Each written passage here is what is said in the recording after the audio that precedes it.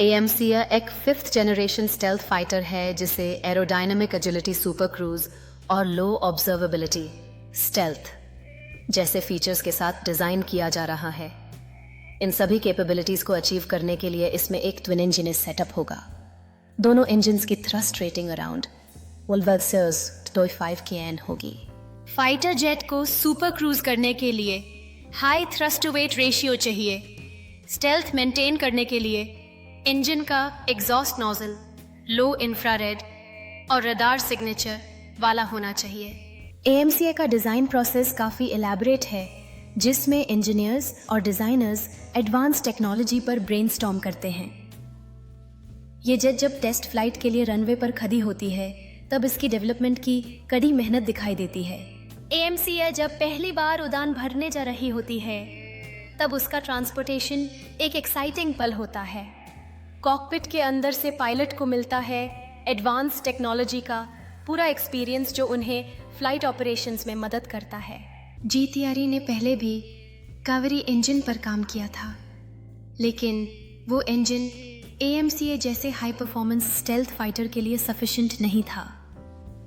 इसीलिए अब एक foreign OEM original equipment manufacturer के साथ जॉइंट डेवलपमेंट हो रहा है।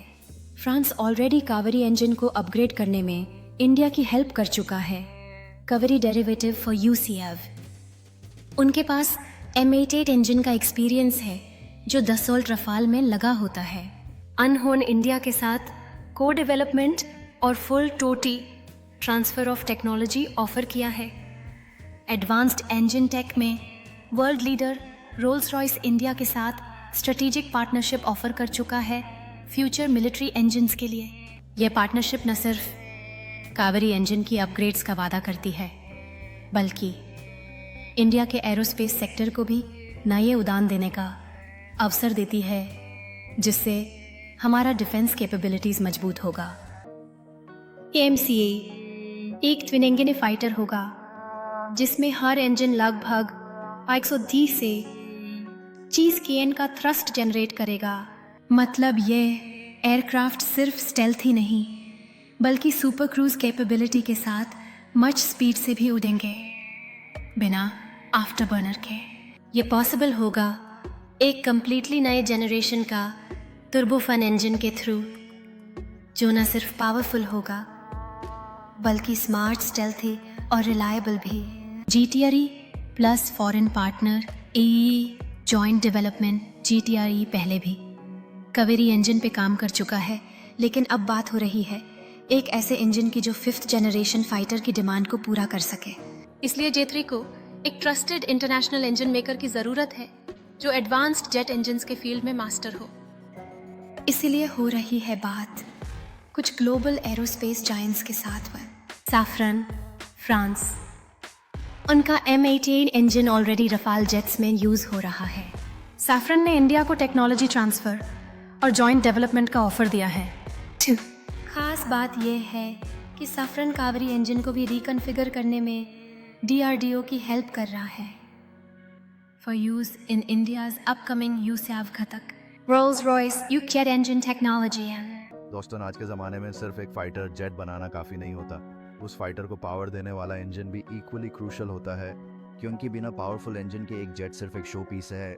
इंडिया के लिए ये इंजन प्रोजेक्ट एक स्ट्रेटेजिक टेक लीप है। जैसे ISRO ने स्पेस टेक में किया, वैसे ही AMCA इंजन के थ्रू एरोस्पेस प्रोपल्शन में करने जा रहा है।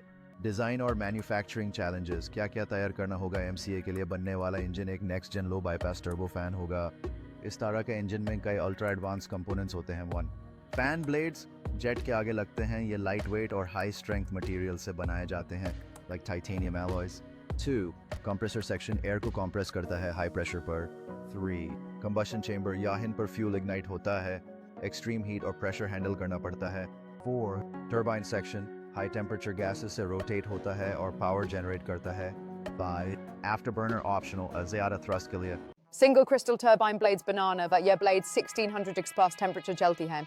इसमें USA, फ्रांस जैसे कंट्रीज मास्टर हैं और अब इंडिया भी ये टेक एक्वायर करने की कोशिश कर रहा है।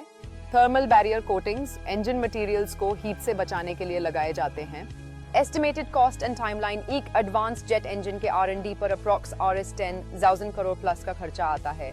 इसमें design testing, material sourcing, wind tunnel trials, flight testing सब इंक्लूडेड होता है। अगर सब कुछ स्मूथली चला तो फर्स्ट इंजन का प्रोटोटाइप 2028-29 तक रेडी हो सकता है और प्रोडक्शन वर्जन 2032 तक ऑपरेशनल हो सकता है AMCA Mk2 के लिए।